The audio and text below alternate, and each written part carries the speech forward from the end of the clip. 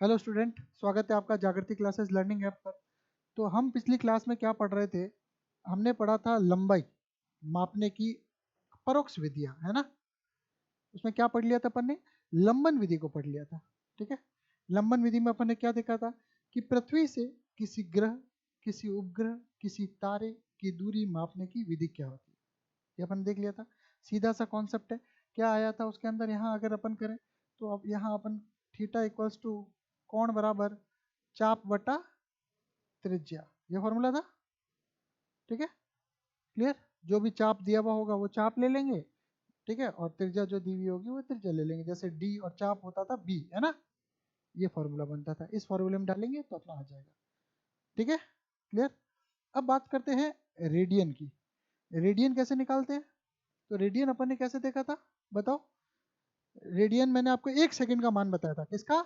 1 second का। 1 second की value कितनी आई थी? ठीक है, -6 रेडियन। ये आसान है ना। आपने क्वेश्चन घर पे देखे होंगे, आपसे बन रहे होंगे। अपने को किताब की लाइन टू लाइन आनी चाहिए, ये ध्यान रखना। ठीक है, अब बढ़ते अपन आगे। इसको हटा रहा हूँ। चलो, क्या है नेक्स्ट? लाइन टू लाइन यहाँ देखें तो है अति सूक्ष्म दूरियों का मापन, अणु का आकार। बहुत छोट बड़ी दूरियों के लिए लंबन विधि हो गई। छोटी दूरियों के लिए अपन क्या क्या करेंगे ये इसमें बताया हुआ है। ठीक है, तो छोटी छोटी के लिए नापने के लिए अब देखो कि अणु क्या है? अति सूक्ष्म दूरियों का मापन, अणु का आकार। पॉइंट टॉपिक है अणु का आकार। अणु के आकार तक की दूरी अपने को मोटाई नापनी है। क्लियर। तो अणु का व्यास कितना होता है? 10⁻⁻8 मीटर से 10⁻−10 मीटर। -10, 10⁻−10 मीटर को कहते हैं 1 एंगस्ट्रॉम। क्या कहते हैं? 1 एंगस्ट्रॉम। ये आप अलग से यहाँ लिख लेना, कल अपन ने लिखे थे ना, वही लिख देना, एंगस्ट्रॉम। ठीक है, 1 एंगस्ट्रॉम बराबर 1 एंगस्ट्रॉम इक्वल्स टू 10⁻−10। ठीक है, तो 1 एंगस्ट्रॉम का मान आप ध्यान रखना, कल इतने सारे लिखे थे ना, उसमें एक लिख देना एंगस्ट्रॉम।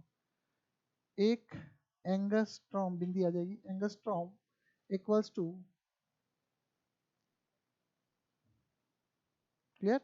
और ये ध्यान रखना पीछे क्या आएगा? मीटर। पीछे क्या आएगा? मीटर।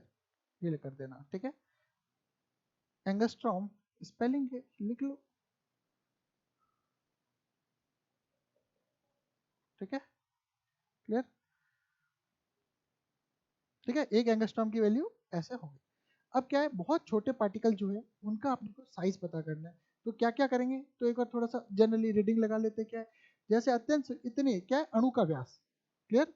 जैसे मान के चलो एक बॉल है, ठीक है, वो एक अणु है, तो उसका व्यास ज्ञात करना है। उसका व्यास जनरली इस कैटेगरी का होता है, 1 एंगस्ट्रॉम की कोटि का होता है लगभग। ठीक है, अत्यंत सूक्ष्म दूरियों के मापन के लिए हमें विशिष्ट विधियों का अनुसरण करना होगा। इसके लिए पैच मापी, ये अपन देख ले, मापक यंत्र का उपयोग नहीं कर सकते। पेज मापी के लिए क्या कर सकते हैं? कल अपन ने देखो, लास्ट क्लास में अपन ने 2 डिवाइस पढ़े थे। क्या पढ़े थे? वर्नियर कैलिपर्स और स्क्रू गेज पढ़े थे। उससे क्या कर सकते हैं? अब उससे यार अपन अणु थोड़ी माप सकते हैं, अणु तो दिखेगा ही नहीं आंख से। बात ऐसे, उससे अपन क्या कर सकते हैं? हाँ, कॉपी का पन्ना है, पन्ने की मोटाई नाप लो। पन्ने की मोटाई अब स्केल से तो नहीं माप सकते ना, तो वर्नियर कैलिपर्स या स्क्रू गेज वो लेना पड़ेगा, पन्ने की मोटाई नाप लो। जब बेस्ट पन्ने की मोटाई मापने के लिए पेच मापी। पेच मापी के अंदर क्या होता है? पेच मापी ऐसा होता है, और यहाँ से स्क्रू निकला हुआ होता है, यहाँ इसका स्टैंड होता है। ठीक है, और यहाँ पे ये स्क्रू पीछे से क्या करता है? घूमता रहता है। ये जैसे से घूमता है, यहाँ पे पेज रख दिया और इसको दबाते गए दबाते गए दबाते गए। बाद में फिर इसके पैमाने होते हैं, देखेंगे अपन आगे जब आएगा। ठीक है, तो जितना घूमता जाएगा उतना, फिर जितना रुक जाएगा वो इसकी कागज की मोटाई अपने आप आ जाएगी। इसको सॉल्व करने का तरीका होता है। ठीक है, पर वो यहाँ पे अणु के लिए तो वो भी यूज नहीं कर सकते। क्लियर। तो क्या यूज कर सकते हैं? तो इसने कहा कि सूक्ष्मदर्शियां यूज कर सकते हैं। क्या यूज कर सकते हैं? सूक्ष्मदर्शियां। मैं शॉर्ट में यहाँ लिख रहा हूँ। ठीक है, आपको ऐसे ही लिखना है, ज्यादा कहानी नहीं लिखनी है। ठीक है, तो हेडिंग डालनी है अति सूक्ष्म दूरियों का मापन, अणु का आकार डालो। सूक्ष्मदर्शियों के प्रकार।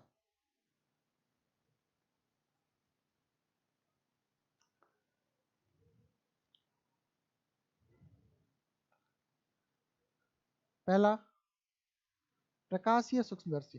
क्या है भाई? प्रकाशीय सूक्ष्मदर्शी। दूसरा है इलेक्ट्रॉन सूक्ष्मदर्शी।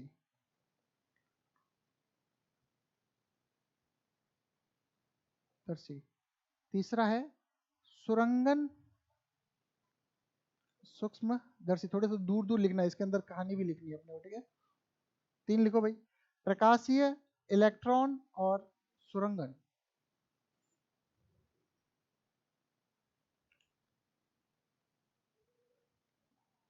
लाइट माइक्रोस्कोप, ठीक है, इलेक्ट्रॉन माइक्रोस्कोप, ठीक है, और इसको कहते हैं प्रोब माइक्रोस्कोप, या इसको इसको ऑप्टिकल माइक्रोस्कोप भी बोल सकते हैं, ऑप्टिकल, ठीक है, ऑप्टिकल भी बोल सकते हैं, ऑप्टिकल माइक्रोस्कोप। प्रकाशीय सूक्ष्मदर्शी, इलेक्ट्रॉन सूक्ष्मदर्शी और सुरंगन सूक्ष्मदर्शी। क्लियर है यहाँ तक? 3 लिखने, इसी के अंदर मैं यही कहानी लिखाऊंगा पूरी आपको, फिर अपन पढ़ेंगे तो आपको सब समझ में आ जाएगा। प्रकाशीय सूक्ष्मदर्शी क्या है, ठीक है, तो अपन क्या लिखेंगे, मैं जैसे लिख रहा हूँ वैसे लिखते जाना। ये अलग अलग है, तीनों कैटेगरी है, लाइनें खींचनी है तो लाइनें खींच देने वाले, ठीक है। क्या है, प्रकाश की तरंग दैर्ध्य, प्रकाश की तरंग दैर्ध्य कितनी होती है, 4000 एंगस्ट्रॉम से 7000 एंगस्ट्रॉम। क्लियर? प्रकाश की तरंग दैर्ध्य 4000 एंगस्ट्रॉम से 7000 एंगस्ट्रॉम, ठीक है। अर्थात प्रकाश की तरंग दैर्ध्य, इसको बोलेंगे वेवलेंथ ऑफ लाइट, ठीक है, जो होती है 4000 एंगस्ट्रॉम से 7000 एंगस्ट्रॉम। अर्थात प्रकाश की तरंग दैर्ध्य के आकार के पदार्थों की लंबाई इससे नाप सकते हैं, ठीक है भाई, ठीक है, क्लियर?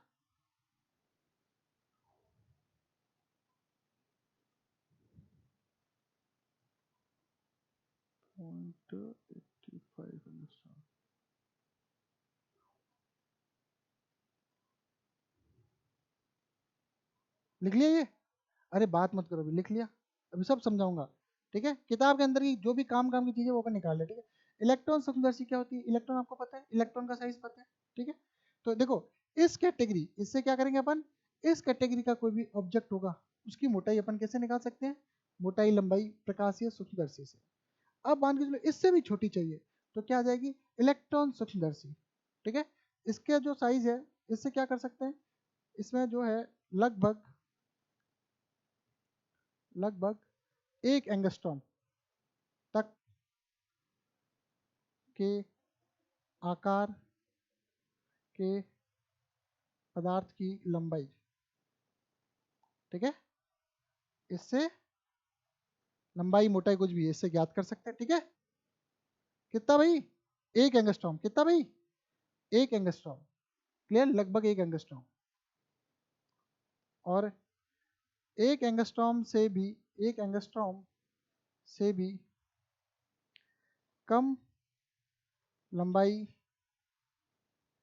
को ज्ञात करने के लिए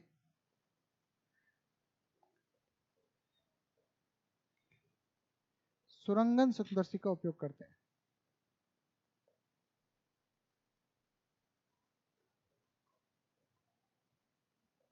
क्लियर है कि नहीं है?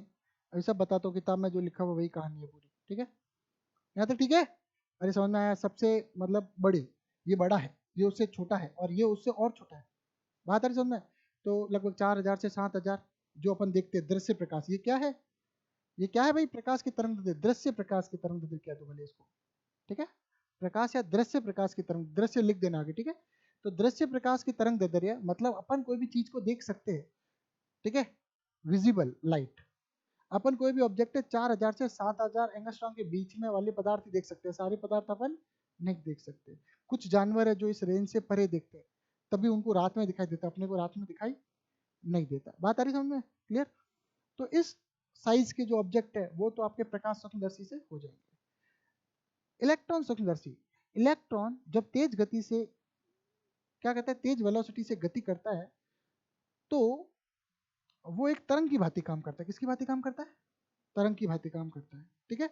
और उसकी तरंग दैर्ध्य लगभग कितनी आती है, 1 एंगस्ट्रॉम। कितनी आती है, 1 एंगस्ट्रॉम। तो 1 एंगस्ट्रॉम तक के जो भी ऑब्जेक्ट है वो इसे अपन ज्ञात कर सकते हैं। सेम प्रोसीजर है, ये भी तरंग है, ये भी तरंग है। अब आता है सुरंगन सूक्ष्मदर्शी। सुरंगन सूक्ष्मदर्शी क्या होती है, फॉर एग्जाम्पल मैं आपको बताऊं, 1 मिनट। सुरंगन सूक्ष्मदर्शी क्या होती है, एक ऐसा एक प्रोब होता है, इस पे कोई भी ऑब्जेक्ट इसकी नोक पे रख दिया जाता है और ऊपर से दूसरा प्रोब आता है, बात आ रही समझ में, और इस तरह से, बात आ रही समझ में, बिल्कुल मतलब उसका जो पॉइंट होता है बिल्कुल पिन पॉइंट होता है, प्रोब कहते हैं उसको, ठीक है, आगे से तीखा होता है, ठीक है। उससे अगर अपन ज्ञात करें, ये नई टेक्नोलॉजी है, ये जनरली काम करता है नैनो टेक्नोलॉजी पे। आप ये भी लिख सकते हो साइड में, ठीक है, साइड में ऐसे लिख दो, किस पे काम करता है ये, नैनो टेक्नोलॉजी पे काम करता है। क्लियर, अभी लेटेस्ट है नैनो टेक्नोलॉजी पे, ठीक है। क्योंकि आपको पता है 1 एंगस्ट्रॉम आ गया मतलब 10 की घात 9 के आसपास आ गया, और 10 की घात 9 क्या होता है, नैनो, कल पढ़ा था ना, 10 की घात 9 नैनो, ठीक है। तो ये अपने 3 तरह की हो गई। अब अपन जितना भी अपन ने पढ़ा, अब देखो हटा दो, सब नैनो टेक्नोलॉजी पे काम करते हैं। अब देखो जल्दी जल्दी रीडिंग लगाएंगे, अपन ज़्यादा समय नहीं करेंगे। देखो क्या लिखा हुआ है, इसके लिए हम पेज मापी मापक यंत्र का उपयोग नहीं कर सकते हैं। यहाँ सूक्ष्मदर्शी की विभिन्न कुछ सीमाएं हैं, ठीक है। क्या लिखा हुआ है, सूक्ष्मदर्शी की भी अपनी कुछ अलग अलग सबकी सीमाएं है, ठीक है। एक प्रकाश से सूक्ष्मदर्शी द्वारा किसी निकाय की जांच के लिए दृश्य प्रकाश का उपयोग किया जाता है। प्रकाश के लक्षण तरंग जैसे होने के कारण प्रकाश सूक्ष्मदर्शी को अधिक से अधिक प्रयुक्त प्रकाश के तरंग दैर्ध्य के बराबर विभेदन के लिए प्रयोग में लाया जा सकता है। मतलब उसने कहा प्रकाश की तरंग दैर्ध्य ये है तो लगभग इसी के बराबर इसको प्रयोग में लाया जाएगा, ये इसने बता दिया। अतः प्रकाश या सूक्ष्मदर्शी इससे छोटे आकार के कणों का विभेदन अरे नहीं कर सकते हैं भाई, ठीक है। प्रकाश के स्थान पर हम इलेक्ट्रॉन पुंज का प्रयोग कर सकते हैं। ये अगला आ गया सेकंड, है ना। अरे ठीक है भाई, ये आ गया पहला प्रकाश या सूक्ष्मदर्शी, ठीक है भाई। ये आ गया दूसरा, कर सकते हैं। इलेक्ट्रॉन पुंजों को उचित रीति से अभिकल्पित वैद्युत एवं चुंबकीय क्षेत्र द्वारा फोक्षित किया जा सकता है। इस प्रकार के इलेक्ट्रॉन सूक्ष्मदर्शी का विभेदन भी, ठीक है, ज़्यादा आपके काम का नहीं है। क्या होता है इसमें, इलेक्ट्रॉन इलेक्ट्रिक फील्ड भी होता है और मैग्नेटिक फील्ड भी होता है। जो इलेक्ट्रिक और मैग्नेटिक क्या होता है, इस लाइन को समझ लो, ठीक है। अभिकल्पित वैद्युत एवं चुंबकीय क्षेत्र क्या होता है, एक विद्युत चुंबकीय तरंग होती है। कौन सी तरंग होती है, विद्युत चुंबकीय तरंग होती है। अब सर इसका एग्जाम्पल बताओ, तो अपने फोन में जो सिग्नल आते हैं वो सारे विद्युत चुंबकीय तरंगे होती है। बात आ रही समझ में, विद्युत चुंबकीय तरंगे, ये विद्युत चुंबकीय क्षेत्र है ना, इसी से थोड़ा सा मैं बता ही देता हूँ आपको। इलेक्ट्रोमैग्नेटिक वेव्स विद्युत चुंबकीय तरंगे होती है। ये कौन कौन सी होती है, ये होती है रमी वुक्स, बार बार मैं इसको कहूंगा, 12th का टॉपिक है लेकिन बार बार यूज करूंगा तो आपको 11th में याद हो जाएगा, ठीक है। रमी वुक्स जी, ये 7 तरह की इलेक्ट्रोमैग्नेटिक वेव्स तरंगे होती है। Radio, microwave, infrared, visible, visible जो अभी बात कर रहे थे ना, अल्ट्रावायलेट पराबैंगनी, ठीक है, एक्स किरणें, गामा किरणें। वापस रिपीट करें, radio, microwave, infrared, visible, ultraviolet, x, gamma, ठीक है भाई। नाम से पता चल जाएगा, रेडियो, एक्स, गामा, ये तो समझ में आ ही रहा है। एम से माइक्रोवेव, ठीक है, आपको पता है माइक्रोवेव का प्रचलन अभी हाल ही में बहुत ज़्यादा बढ़ गया। तो माइक्रोवेव जो पिज्जा विज्जा गर्म हो जाते हैं ना, उसमें ये कॉन्सेप्ट काम आता है इसका, ठीक है, ये तरंगे। इंफ्रारेड तो सबका मैं शॉर्ट में बता ही देता हूँ, जब अपन किया है तो सबसे पहले मैं बताऊँ, रेडियो, ठीक है। दूसरा कौन सा है, माइक्रोवेव, जब शुरू किया है तो बता ही देता हूँ। तीसरा है इंफ्रारेड, सबका एक एक उपयोग बताता हूँ, ठीक है, इससे आपको याद रहेगा और प्रैक्टिकल लाइफ की चीज़ें हैं। अगला विजिबल, अंग्रेजी अल्ट्रा, ठीक है, वॉयलेट, एक्स किरणें, एक्सरे, और गामा रे। देखो ये 12th का टॉपिक है लेकिन अभी आया पॉइंट तो समझा दिया, क्योंकि बार बार आएगा इलेक्ट्रोमैग्नेटिक वेव्स, बार बार आएगा। 11 में भी 2-3 बार आएगा, 12th में भी 2-3 बार आएगा, इसलिए अपन यही कर लेते इसको खत्म। रेडियो, आपको पता है रेडियो बजाने में काम आती है। रेडियो वेव जो है रेडियो बजाने में काम आती है, फ़ोन चलाने में काम आती है, टीवी चलाने में काम आती है, ठीक है भैया। ये सारे हो गए कार्यक्रम मनोरंजन के जो भी होते हैं ना। माइक्रोवेव पिज्जा गर्म करने का काम आता है, ठीक है। अरे क्लियर है कि नहीं है। इंफ्रारेड, इंफ्रारेड क्या होता है, अब मान के चलो टीवी है, टीवी को मैं रिमोट से ऑन ऑफ करता हूँ तो उसके ऊपर एक छोटी सी लाइट होती है एलईडी। वो एलईडी से जो तरंग निकलती है वो इंफ्रारेड होती है। तो आपसे पूछा जाए कि टीवी का स्विच ऑन ऑफ करते हैं उसमें कौन सी तरंग निकलती है, तो कौन सी निकलती है, इंफ्रारेड। समझ में आया कि नहीं आया। देखो प्रैक्टिकल रिलेटेड चीजें है ना, इतना तो नॉलेज होना ही चाहिए। तो 12th का टॉपिक यही कवर हो जाएगा। विजिबल, इसके बीच में अपन वस्तुओं को देख पाते हैं, मनुष्य वस्तुओं को देख पाता है। 4000 से 7000 होती है, बात होगी। सवाल आ सकता है 1 नंबर का, क्या आ सकता है? दृश्य प्रकाश की तरंग दैर्ध्य की रेंज क्या है? तो रेंज क्या है? 4000 से 7000 एंगस्ट्रॉम। अरे ठीक है, क्लियर है? अल्ट्रावायलेट, पराबैंगनी किरणें। पराबैंगनी किरणें क्या करती है? ओजोन परत से मानव त्वचा को नुकसान पहुंचाती है। जो मानव जैसे मतलब जीव को भी जिसकी त्वचा को नुकसान पहुंचा सकता है, वो पानी में कीड़े तो मार ही सकता है ना? बात आ रही समझ में? तो ये क्या काम आता है? पानी की शुद्धता में, पानी के शुद्धिकरण में। अरे बात आ रही समझ में? क्लियर? तो ये पानी के अल्ट्रावायलेट किस काम में आता है? पानी के शुद्धिकरण में। ठीक है। एक्स किरणें, हड्डियां वड्डियां टूट जाती है। ठीक है, तो एक्सरे अब सबको पता है। ठीक है। गामा रे क्या होता है? परमाणु की संरचना ज्ञात करने में, परमाणु की संरचना का पता करने में। ठीक है, स्ट्रक्चर ऑफ एटम के बारे में। ठीक है भाई, ये अपने बेसिक जानकारी टॉपिक आया इसलिए बता दिया। क्लियर है भाई? रमी वुक्स जी, ये आप लिख लेना, रेड लाइन से ऊपर एक बार डाल दो। इलेक्ट्रोमैग्नेटिक वेव्स, रमी वुक्स जी। ठीक है, पूरा एक टॉपिक है, एक पूरा चैप्टर है रमी वुक्स जी, ये ध्यान रखना आप। ठीक है, यहाँ तक ठीक है भाई, कोई दिक्कत नहीं? चलो आगे बढ़ते हैं। सब नाम फुल फॉर्म याद हो जाएगी, आप लिख लेना बाद में, इतनी तो याद रही जाएगी। चलो बढ़ते हैं आगे। तो विद्युत चुंबकीय क्षेत्र द्वारा फोकस किया जाता है, बता दिया मैंने। इस प्रकार के इलेक्ट्रॉन सूक्ष्मदर्शी का विभेदन भी अंततः इसी तथ्य द्वारा सीमित होता है कि इलेक्ट्रॉन भी तरंगों की तरह व्यवहार करते हैं। मैंने बताया था इलेक्ट्रॉन जब तेज गति से गमन करते हैं तो क्या होते हैं? तरंग हो जाते हैं। अरे इलेक्ट्रॉन भी जब तेज गति से गमन करते हैं तो क्या हो जाते हैं? तरंग बन जाते हैं। ठीक है, इस विषय में विस्तार से आप कब पढ़ेंगे? 12वीं में पढ़ेंगे। किसी इलेक्ट्रॉन की तरंग दैर्ध्य 1 एंगस्ट्रॉम के अंश के बराबर या कम हो सकती है। 0.6 एंगस्ट्रॉम विभेदन क्षमता तक के इलेक्ट्रॉन सूक्ष्मदर्शी विकसित किए जा चुके हैं। तो लगभग 1 एंगस्ट्रॉम लिखा है अपन ने, 0.6 उसी में आ गया। इसके द्वारा पदार्थों के अणुओं और परमाणुओं का विभेदन संभव हो गया है। भाई इलेक्ट्रॉन से क्या हो गया? अणुओं और परमाणुओं का विभेदन संभव हो गया। ठीक है भाई। अब क्या हाल ही में विकसित सुरंगन, ये आ गया नैनो टेक्नोलॉजी। कौन सी आ गई? हाल ही, मतलब अभी नैनो ही आई है। लेटेस्ट टेक्नोलॉजी कौन सी है? Nano technology. तो हाल ही में विकसित सुरंगन सूक्ष्मदर्शी द्वारा भी 1 एंगस्ट्रॉम से भी सूक्ष्मतर विभेदन प्राप्त किया गया है। इनके द्वारा अब अणुओं की आमाप का आंकलन संभव है। क्लियर? ठीक है भाई, जो लिखा हुआ था सब देखो। अब मैंने क्या किया, जो इतना सारा थ्योरी में लिखा हुआ था उसको अपने एक टेबल बनाया, लिखा, तो अपने को समझ में आया। समझ आया? यही होता है नोट्स बनाने की कला। अपने कुछ एक्स्ट्रा भी नहीं पढ़ा, किताब के अंदर जो था सब पढ़ लिया अपन ने। ठीक है, चलो अब अगला एक हेडिंग डालो, ये अणु के साइज का आंकलन करना, लिखो, हेडिंग डालो।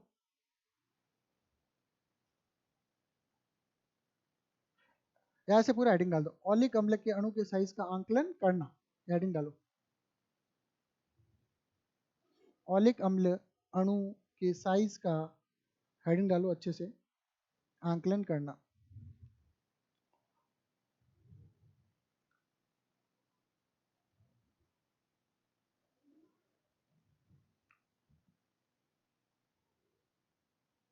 ठीक है, क्लियर यहाँ तक? तो देखो क्या है, ओलिक लिखो,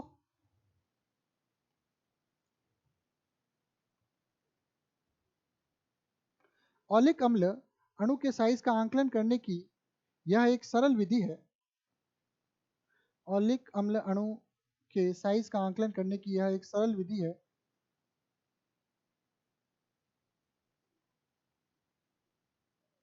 ओलिक अम्ल एक साबुनी द्रव है जिसके अणु का साइज लिखा हुआ है बोर्ड पे, वही लिखना है। ओलिक अम्ल साबुनी द्रव है जिसके अणु का साइज 10 की घात -5 मीटर कोटि का है। 10 की घात -9, 10 की घात -9 मीटर कोटि का है। ठीक है,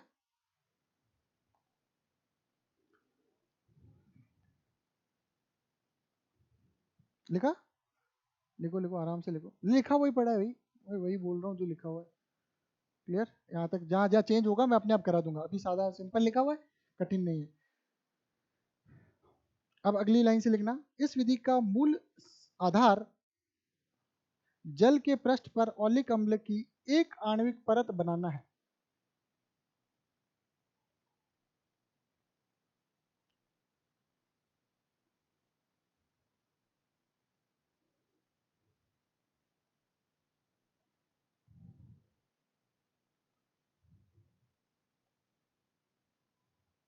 राइटिंग देखो, हैं कीड़े इधर उधर, फिर राइटिंग देख के अफगानिस्तान और इंडिया नहीं आ जाए, हैं बुरी कैसे नहीं है? अच्छी जमा जमा के लिखा कर तो। अच्छा तो ठीक है, चलो अब इधर देखो। अब देखो क्या है, सुनना, अब समझते जाना साथ में। इसका क्या है देखो, इसका ओलिक अम्ल का साइज अपने को पता है 10⁻⁻⁹ मीटर फुटी का है। इसका अपने को साइज बताना है, अमाप बताना है, ठीक है। तो क्या किया इसने कि इसका मूल आधार है कि जल के ऊपर अपने को क्या करना है, ओलिक अम्ल एक एक अणु की परत बनानी है। ओलिक अम्ल की एक आणविक परत, मतलब जल के ऊपर एक अणु बहुत पतली फिल्म बनानी है ओलिक अम्ल की। अरे बात आ रही कि नहीं आ रही समझ में? जैसे अपन क्या करते हैं, पानी के ऊपर, पानी की बाल्टी में तेल डालते हैं तो तेल की एक परत बनती है, वैसे यहाँ किसकी परत बनानी है, ओलिक अम्ल की। एक आधार यही है कॉन्सेप्ट के, एक आणविक ओलिक अम्ल की एक आणविक परत बनानी है, ठीक है। अब देखो अगली लाइन से लिखो, साधारण सिंपल लैंग्वेज लिखी हुई है, जहाँ आसान लिखा हुआ है ना उसको अपन एज इट इज किताब का भी लिखेंगे, आसान लिखा हुआ है, कोई कठिन है नहीं, ठीक है। आगे लिखो, इस विधि, ये लिखा हुआ जो लिखो, इस विधि का मूल आधार, यहाँ ऊपर चलेंगे, हाँ नहीं इधर देखो। इसके लिए सुन के जाओ, पहले समझ लो, पहले समझ लो फिर लिख लेना, ठीक है। मैं बता दूंगा, इसके लिए पहले हम 1 सेंटीमीटर क्यूब ओलिक अम्ल को एल्कोहल में घोल कर 20 सेंटीमीटर का घोल बनाते हैं।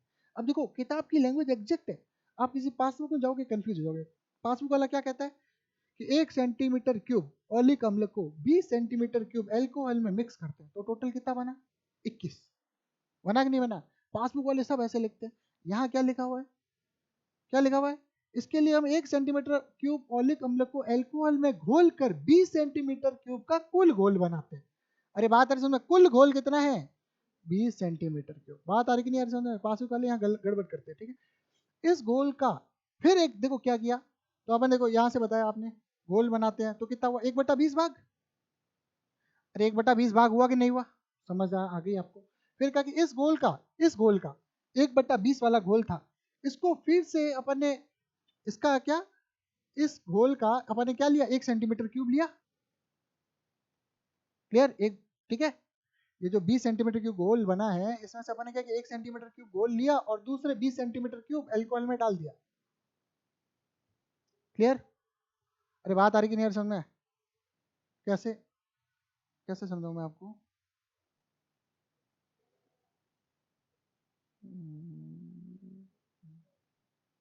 प्रैक्टिकल एग्जांपल, जैसे रसना बनाई, चलो रसना से समझते हैं इसको, ठीक है। हमने क्या किया, एक गिलास ली, उसमें एक ढक्कन रसना डाला, ठीक है, बन गई, क्लियर। तो रसना की सांद्रता क्या होगी, 1 ढक्कन बटा 1 गिलास, एक ढक्कन रसना है 1 गिलास में, है ना। अब मैंने क्या किया, वो जो रसना बनी हुई थी उसका एक ढक्कन लिया और फिर दूसरी एक गिलास ली पानी की, शुद्ध पानी है जिसमें, उसमें वो डाल दिया।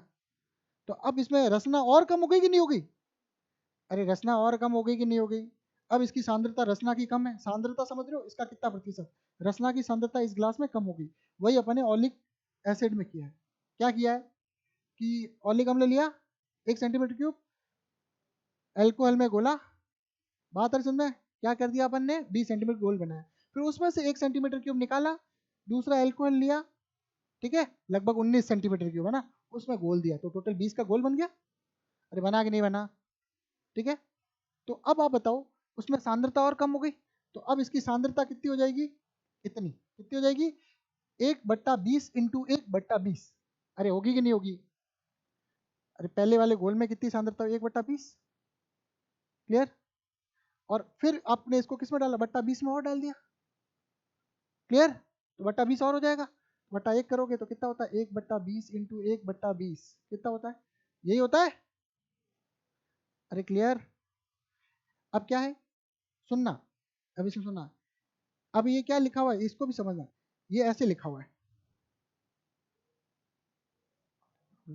बट्टा घोल, ठीक है, ऐसे लिखा हुआ है कि 1 सेंटीमीटर क्यूब ऑलिक अम्ल जो है वो किसका कितना भाग है, 20 इंटू 20 सेंटीमीटर क्यूब। बात है समझ, मतलब सांद्रता बहुत कम होगी, इसका मतलब समझ रहे हो। उसने कहा कि अगर 20 और 20 कितना हो गया, ये 400, ठीक है। अगर एल्कोहल का 400 भाग है तो उसमें आप ऑलिक अम्ल का एक ही भाग है। अरे बात आ रही कि नहीं आ रही समझ में।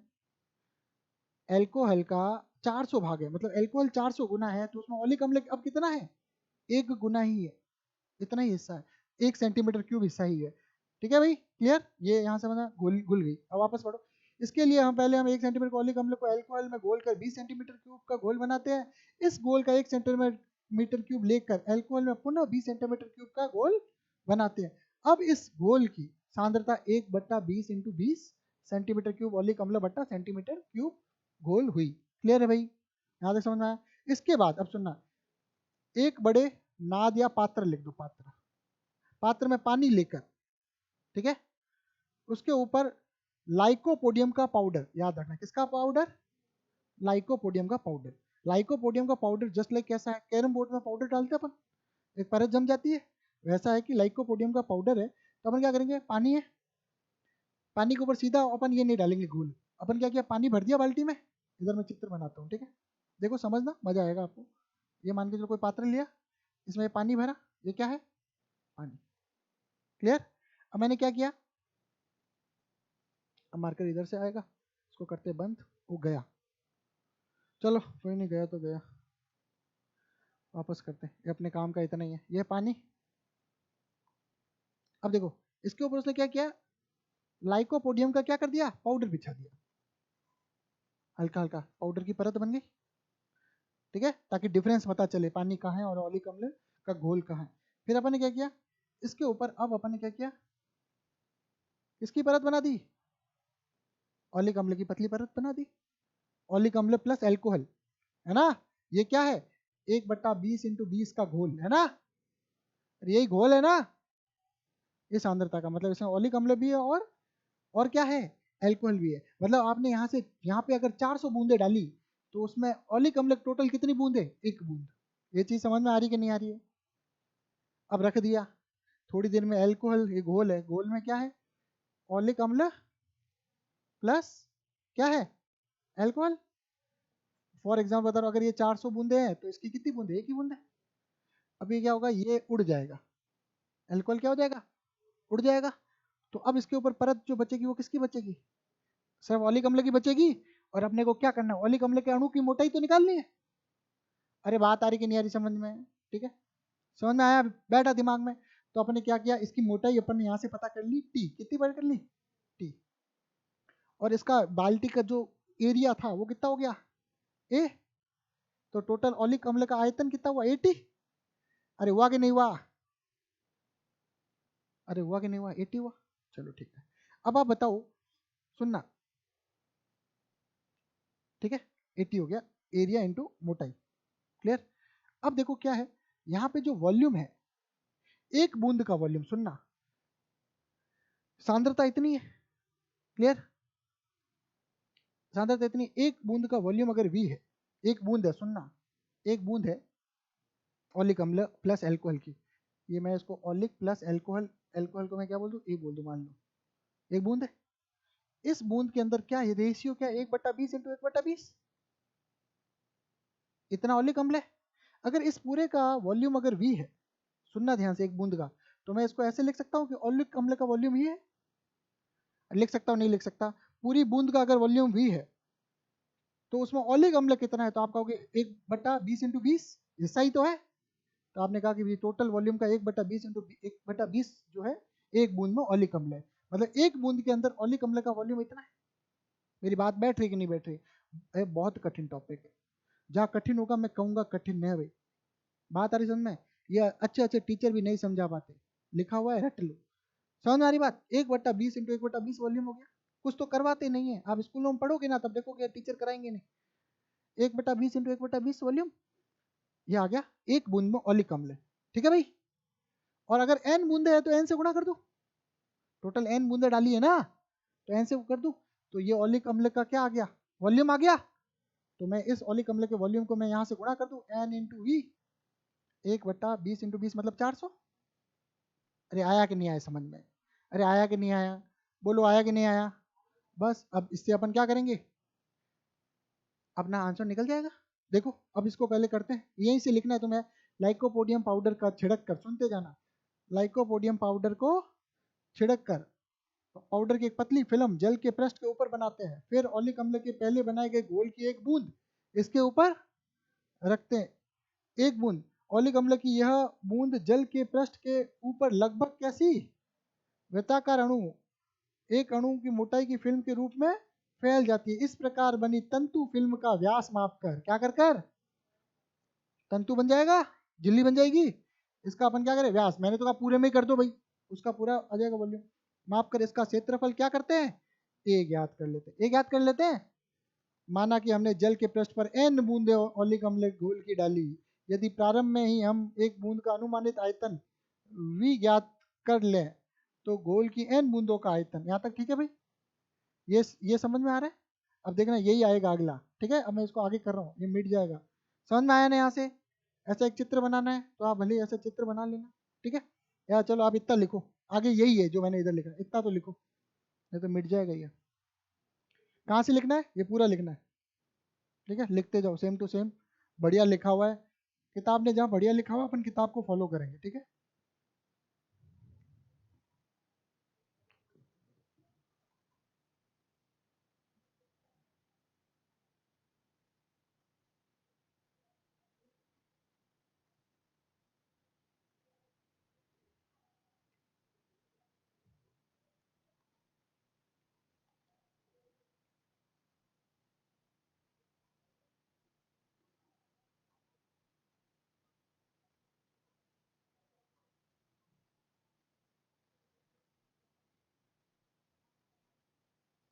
ये समझ में आया ना, 2 सेंटीमीटर क्यूब आए, क्यों समझ में आया ना, एक ऊपर वाले का एक बट्टे वाले का, ठीक है, ये ध्यान रखना।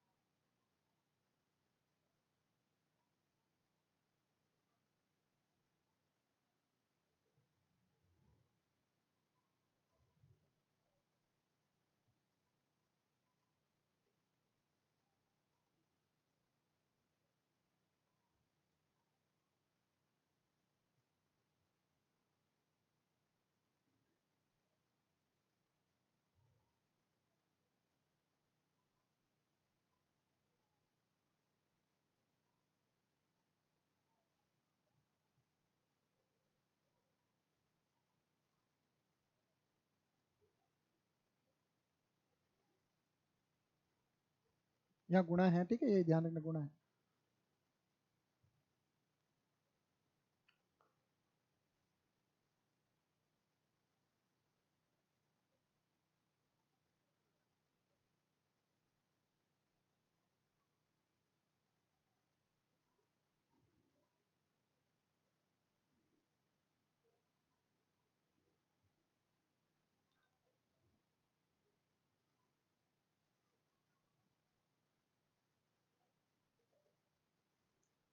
जल्दी छापो भाई।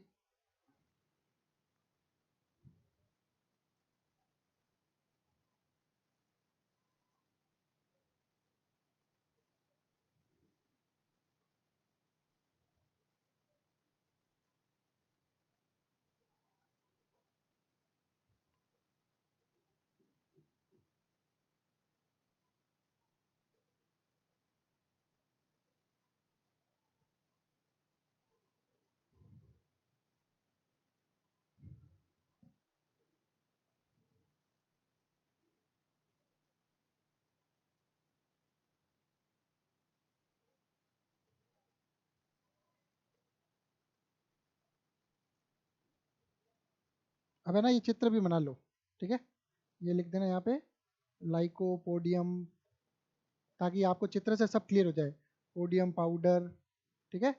फिर ये क्या लिखोगे, एल्कोहल ऑलिक ऑलिक अम्ल व एल्कोहल का घोल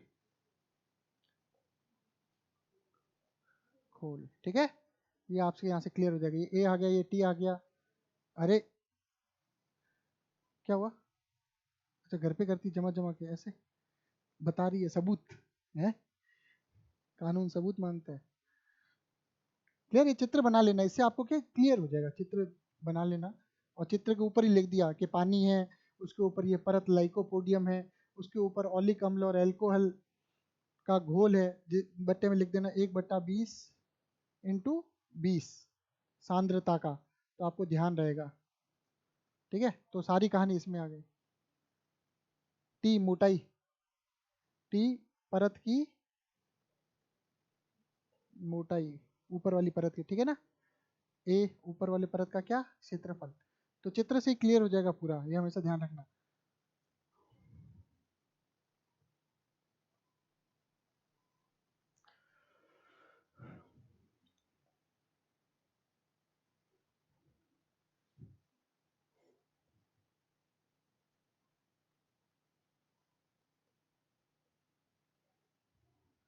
ठीक है, बढ़े आगे,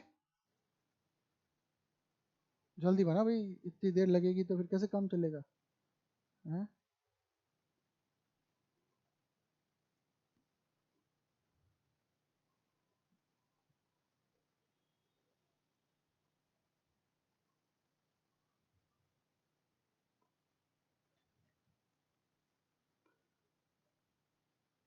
चलो समझ में तो आया यहाँ तक, बढ़े आगे, ज- जल्दी लिखो भाई, इतनी तो स्पीड तुम्हारे क्या है, सब वो कहते हैं हाथ जाम हुए हुए हैं, है ना, इतने दिन लिखा नहीं कुछ।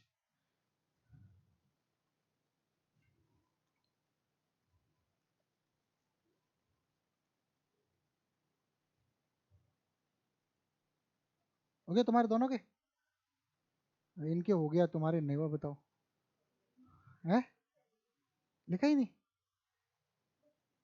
हाँ भले बुक से लिख लेना, मेरी कोई दिक्कत नहीं है, बुक से लिख लेना, कहाँ दिक्कत है। हाँ इतना बुक में है तो आप लिख सकते हो, अपने सारी चीज़ों की फैसिलिटी हटाओ, चलो इसको चित्र बना लेना भाई, चित्र बुक में नहीं मिलेगा, तो ये आ जाओ, बस ये क्या है। तो एन बूंदों का आयतन कितना हुआ, एन वी, अरे एक बूंद का ऑलिक अम्ल प्लस अल्कोहल की बूंद का वॉल्यूम वी है, तो एन बूंदों का कितना, एन वी। ऑलिक अम्ल का आयतन कितना है, इंटू हो जाएगा, ये अभी मैंने बताया था। अब, अब सुनना, ऑलिक अम्ल का यह घोल तेजी से जल के पृष्ठ पर फैलकर टी मोटाई की पतली परत बना लेता है। यदि इस फिल्म का क्षेत्रफल इतना है तो फिल्म की मोटाई कितनी है, क्लियर, क्या फिल्म का आयतन बटा फिल्म का क्षेत्रफल, ठीक है। चलो अब इसको करते हैं और ऊपर, ठीक है। तो इसको अब मैं इसको अब यहाँ से अपनी लैंग्वेज में लिखा रहा हूँ, ठीक है, ध्यान से देखना, है तो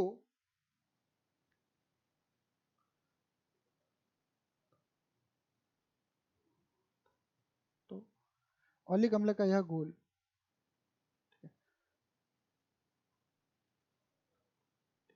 डिफरेंट बना लेता है, यहाँ पे लिखना, ठीक है, क्लियर। यदि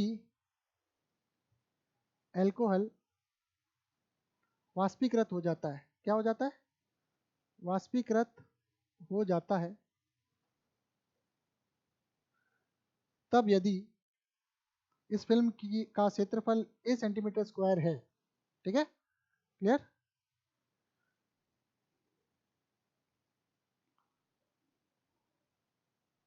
या ऐसे ये वाली लाइन कर दो, ये वाली, ये यहाँ डाल दो वाली, ये सबसे आगे डाल दो, ठीक है। क्या लिखो, यदि एल्कोहल वाष्पीकृत हो जाता है तब ऑलिक अम्ल का यह घोल तेजी से जल के पृष्ठ पर फैलकर टी मोटाई की पतली फिल्म बना लेता है। यदि इस फिल्म का क्षेत्रफल ए सेंटीमीटर क्यूब है तो फिल्म का आयतन, तो ऑलिक अम्ल की फिल्म का आयतन, तो ऑलिक अम्ल की फिल्म का आयतन, मेरी लैंग्वेज में लिखा रहा हूँ, थोड़ा ध्यान रखना, ठीक है, आसान लैंग्वेज कर रहा हूँ, ये हो जाएगा A इंटू टी। क्लियर? ये समीकरण 1 2, समीकरण 1 व 2 से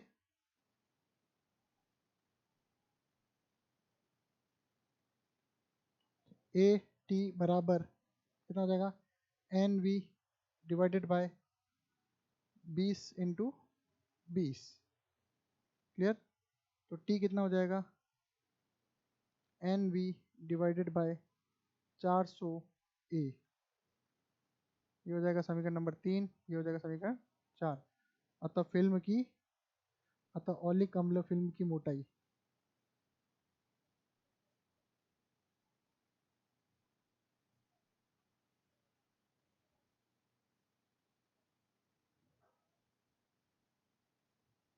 ठीक है कि नहीं है? आसान है ना? उससे किताब वाले से आसान कर दिया। क्या किया मैंने, अरे इधर देखो, औलिक अम्ल का आयतन कितना, एन वी 1/20 इंटू 20।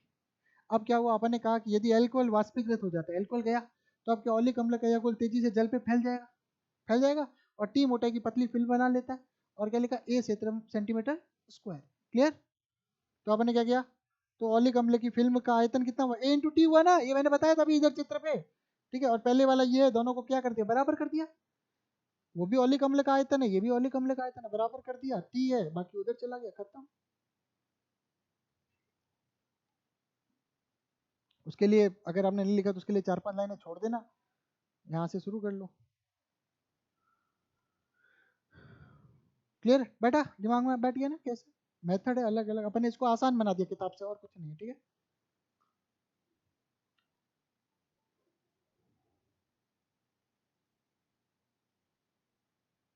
लिखते हो। अब अपने को डेरिवेशन कैसे याद रखना है, यार औलिक अम्ल का डेरिवेशन था, क्लियर, ऐसे याद रखना प्रोसीजर। अच्छा, औलिक अम्ल था और अल्कोहल में मिक्स करके 20 सेंटीमीटर क्यूब घोल बनाया, फिर उसमें से 1 सेंटीमीटर क्यूब निकला, फिर से 20 सेंटीमीटर क्यूब घोल बनाया, तो अब सांद्रता क्या होगी, 1/20 इंटू 20, 1/400 हो गई, याद रखना 1/400। ठीक है, ये हो गई। अब अपने को पता है कि एक बूंद का वॉल्यूम जिसमें अल्कोहल मिक्स है, तो कितना हुआ कि एक बूंद का वॉल्यूम V है, तो n बूंदे है, तो कितना होगा टोटल वॉल्यूम NV। अब उसमें अल्कोहल का वॉल्यूम कितना है, तो NV इंटू 1/400, ये टोटल वॉल्यूम है ऑलिक अम्ल का। फिर अपन ने क्या किया, आंखों से देखा उसका एरिया कितना है और उसकी मोटाई कितनी है, सीधा देखिए, वो तो क्या होता है, एरिया इंटू मोटाई आयतन होता है, सबको पता है ना। दोनों समीकरणों को रखा बराबर, मोटाई निकालनी है। अगर मैंने उसने कहा एक परमाणु परत बनानी है, तो मान के चलो मैंने एक परमाणु की परत बना ली, तो उसकी जो मोटाई होगी वही तो उसका क्या होगा, अमाप होगा। अरे साइज होगा कि नहीं होगा, मैंने कहा, एक मिनट रुकना, मेरे पास चीज है बताता हूँ और अच्छे से। चलो इधर देखो, अगर ये बॉल है, ठीक है, मान के चलो ये परत है, इसमें मैंने ऐसे ऐसे रख दी, एक परमाणु परत बना दी। अब इसकी जो क्या होगी, मोटाई होगी, वही तो इसका साइज होगा। अरे बात आ रही कि नहीं आ रही समझ में? तो उसने कहा कि इसके क्या करो, इसका एरिया निकाल लो। क्लियर? और इसकी मोटाई से गुणा कर दो, इसका आयतन आ जाएगा। उस आयतन में से ये हाइट जो है टी, यही तो निकालना है। टी आ गया, मतलब इसका क्या आ गया, व्यास। व्यास बोलो या आमाप बोलो या साइज बोलो, एक की बात है। ठीक है भाई, क्लियर? तो ये इस तरह से यहाँ खत्म हो जाता है। ठीक है, हो गया, हटा दो।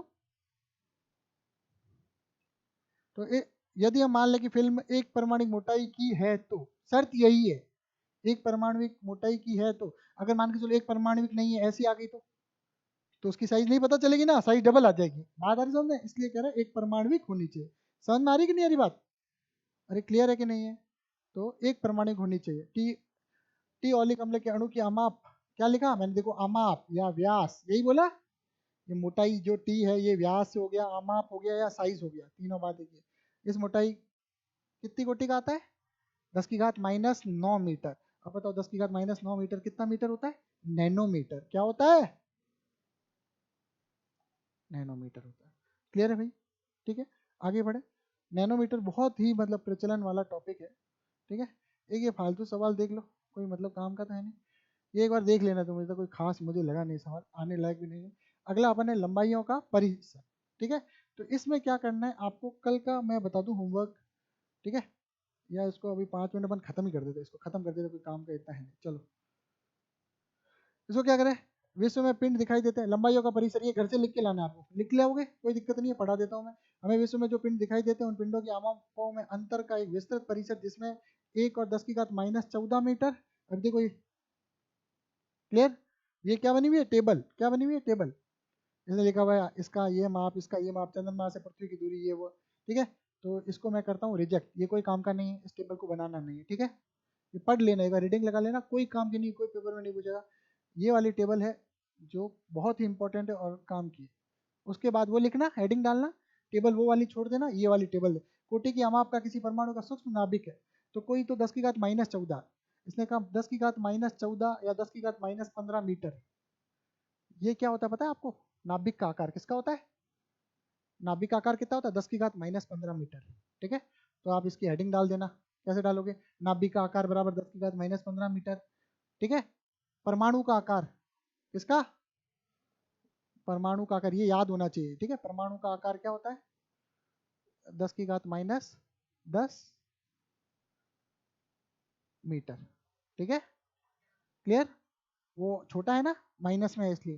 तो ये परमाणु का आकार इतना हो गया, ये किसका हो गया? नाभिक का आकार, ये हो गया। और क्या लिखा हुआ है? दूसरी और 10 की घात 26 मीटर कोटि के अमाप का दृश्यमान विश्व का परिसर है। किसका? विश्व का परिसर है। कितना? 10 की घात 26 मीटर कोटि का। ठीक है, सारणी में कुछ पिंडों की अमापों का दूरियों का कोटि दिया हुआ, कोई काम का नहीं है। ये यहाँ से आ जाओ, ये बड़ा इंपॉर्टेंट है, मैं कर रहा हूँ इसको वेरी वेरी इंपॉर्टेंट। सवाल पक्का बनता है यहाँ से, इसलिए मैं कह रहा हूँ इसको इंपॉर्टेंट। क्या है? अत्यंत सूक्ष्म और बहुत बड़ी दूरियों के मापन के लिए लंबाई के कुछ विशिष्ट मापक मात्रक भी प्रयोग में लिए जाते हैं। याद रखना, फर्मी। क्या लिखोगे? फर्मी। अब सुनना, फर्मी को लिखते हैं 1F, सुनते जाना। फर्मी को क्या लिखते हैं? 1F। कहीं कहीं पे फर्मी को लिखा होता है 1FM।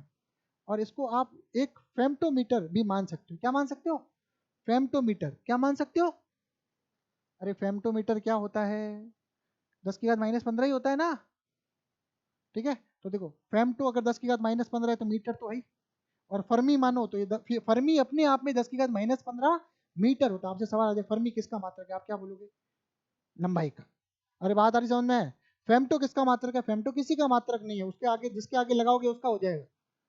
लेकिन फर्मी किसका मात्रक है? समझ में आ रही बात? तो लंबाई का मात्रक फर्मी, ये आ गया। एंगस्ट्रॉम ये मैं बता चुका हूँ। एक खगोलीय मात्रक, ये बता देता हूँ 5 मिनट का। एक खगोलीय मात्रक मतलब एस्ट्रोनॉमिकल यूनिट। ठीक है, तो एक एस्ट्रोनॉमिकल यूनिट क्या होती है? सुनते जाना। पृथ्वी के केंद्र से सूर्य के केंद्र की दूरी, औसत दूरी। ठीक है, पृथ्वी के केंद्र से सूर्य के केंद्र की औसत दूरी। औसत दूरी वर्ड क्यों बोला? क्योंकि कहीं जब पृथ्वी घूमती है तो कहीं तो सूर्य के बहुत करीब हो जाती है, कहीं बहुत दूर हो जाती है। अरे बात आ रही कि नहीं आ रही समझ में? क्लियर? जब दूर हो जाती है तो अपने यहाँ सर्दी पड़ती है। बात आ रही समझ में? जब पास होती है तो ठीक है, गर्मी पड़ती है। क्लियर? तो एक एस्ट्रोनॉमिकल यूनिट सूर्य से पृथ्वी की औसत दूरी कितनी है? 1.496 इंटू 10 की घात 11। एग्जैक्ट ये है। याद रहे तो बढ़िया है, नहीं तो कैसे याद करेंगे? इसको मैं ऐसे याद करा देता हूँ। ठीक है, इसको अपन करें 15 इंटू 10 की घात 10। ठीक है, ऐसे याद रहेगा, लगभग इतना ही है। अरे ठीक है ना? क्लियर? अब ये एक एस्ट्रोनॉमिकल यूनिट पूछे तो आप लगभग याद रखना 15 एंगस्ट्रॉम। ठीक है, अब ऐसे याद करना 15 एंगस्ट्रॉम। आपको पता है एंगस्ट्रॉम मतलब होगा नहीं, तो एंगस्ट्रॉम का माइनस प्लस बना देना बस।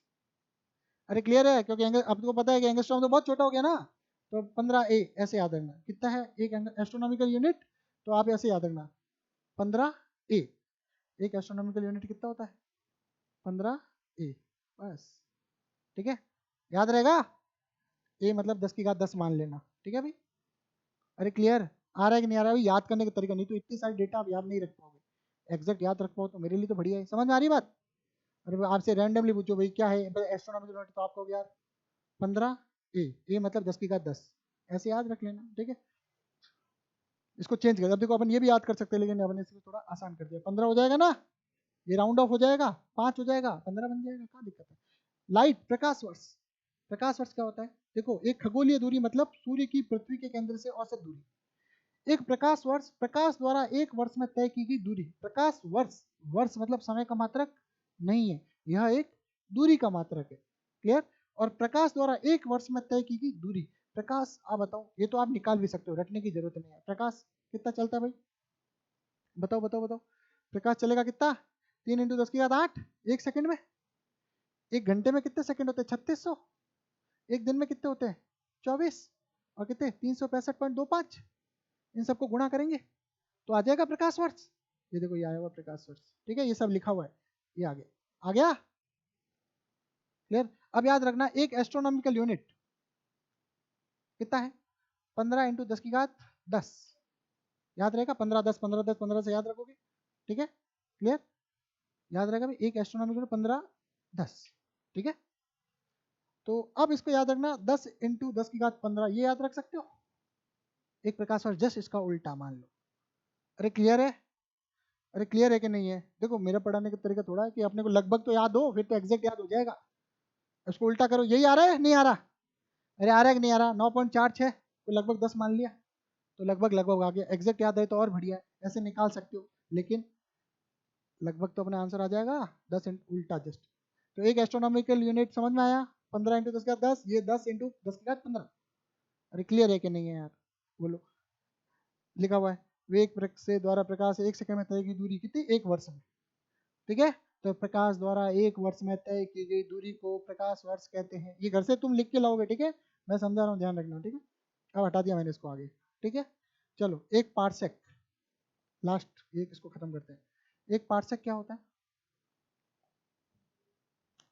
कितना है, अभी अपन ने क्या बोला था वहां पे, 10 इंटू उसका 3 गुना, उसका कितना, प्रकाश वर्ष से 3 गुना। तो देखो तीनों रिलेटेड है, अरे क्लियर है भाई, तीनों क्या है, रिलेटेड है। ये प्रकाश वर्ष हो गया, ये पार सेक हो गया, ठीक है। पार्सेक कितना गुना, सबसे बड़ा मात्रक पार्सेक है, तो उसका 3 गुना मान लो।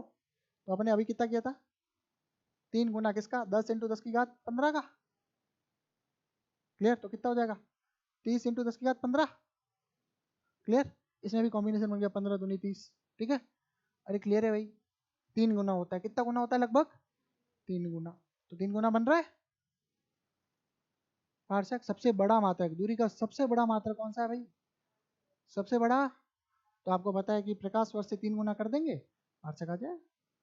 एस्ट्रोनॉमिकल यूनिट दूरी का छोटा मात्रक है, फिर प्रकाश वर्ष, फिर पार्सेक, याद रख लोगे, क्या दिक्कत है, क्लियर। अब देखो इसकी परिभाषा, होता क्या है पार्सेक ये तो बता दूं, इसी के साथ खत्म। वह दूरी जिस पर पृथ्वी की कक्षा की औसत त्रिज्या 1 आर्क सेकेंड का कोण अंतरित करे, एक पार्सेक कहलाती है। क्या लिखा हुआ है, वह दूरी जिस पृथ्वी की कक्षा की औसत त्रिज्या, पृथ्वी की कक्षा की औसत त्रिज्या, अच्छा पृथ्वी की कक्षा की औसत त्रिज्या मतलब ये खगोलीय दूरी। अब देखो समझना, इसका चित्र बना लेना, ये आपको ऐसे समझ में नहीं आएगा, क्योंकि इसको कैसे बनाऊं मैं, इसको वह दूरी या कह सकता हूँ, इसको समझना, इसका मतलब ही क्या है, पृथ्वी की कक्षा की औसत त्रिज्या का मतलब ही क्या है, एस्ट्रोनॉमिकल यूनिट है, ध्यान रखना, ठीक है भाई। क्या लिखा हुआ है, पृथ्वी की कक्षा की औसत दूरी, किससे, सूर्य से, सूर्य से पृथ्वी की औसत दूरी तो अभी पढ़ा था, एस्ट्रोनॉमिकल यूनिट। तो लैंग्वेज को ध्यान रखना, कंफ्यूज मत होना, इसके लिए एक चित्र बनाना तभी समझ में आएगा, चित्र बनाना, सुनते जाना। ये जो कोण है, सुनना, ये जो कोण है ये 1 सेकंड का है, कितने सेकंड का है, सुनते जाना मेरी बात को, अभी लिखना मत। और ये मान लो बहुत दूर है, तो ये ऐसा चाप है, क्लियर। अगर ये चाप एक एस्ट्रोनॉमिकल यूनिट है, एक एस्ट्रोनॉमिकल यूनिट चाप किसी केंद्र पर 1 सेकंड का कोण बनाए, तो ये जो दूरी है ये कितनी होगी, 1 पार्सेक, कितनी होगी।